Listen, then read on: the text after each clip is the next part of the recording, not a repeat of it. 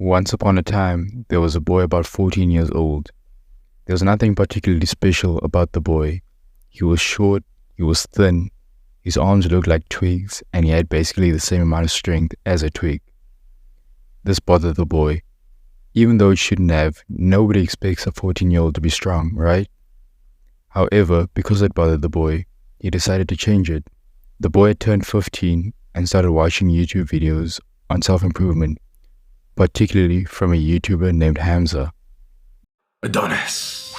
Adonis is a masculine man, and so when he sees young Jeffrey daydreaming, he wants to help him. They do dream of a good life, but they use a plan to achieve that dream, young Jeffrey.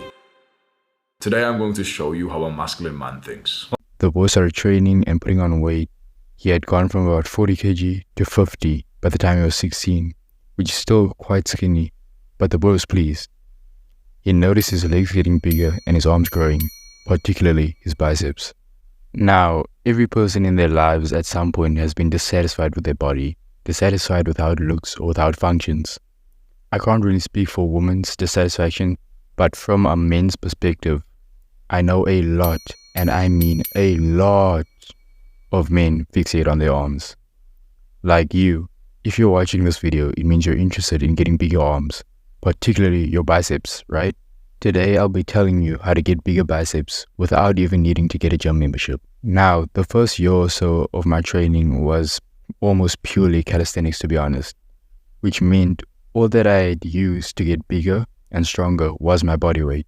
This grew my biceps because I had made sure I always stuck to 3 key principles.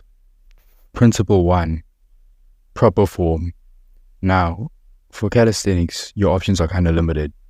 The most effective calisthenics move to train the biceps is the chin-up. To make sure you get the most out of doing this exercise, you should focus on form more than on repetition. Because what use is it going up and down the bar, pulling yourself up about 40 times if you don't feel anything, if your muscles aren't being activated? Grip the pull-up bar or whatever type of leg you're using with your palms facing towards you. Keep your arms at about shoulders width. After your grip and arm length have been adjusted, you can enter a hanging form, and now all that's left to do is pull yourself up. Try not to go up or down too fast, as that'll mean you're using momentum, and the more momentum you use, the less muscle activation you'll get, which means your biceps won't grow optimally. Which brings me to the second principle. Momentum is the enemy. In most calisthenics or even weightlifting movements, momentum decreases the amount of muscle activation you get.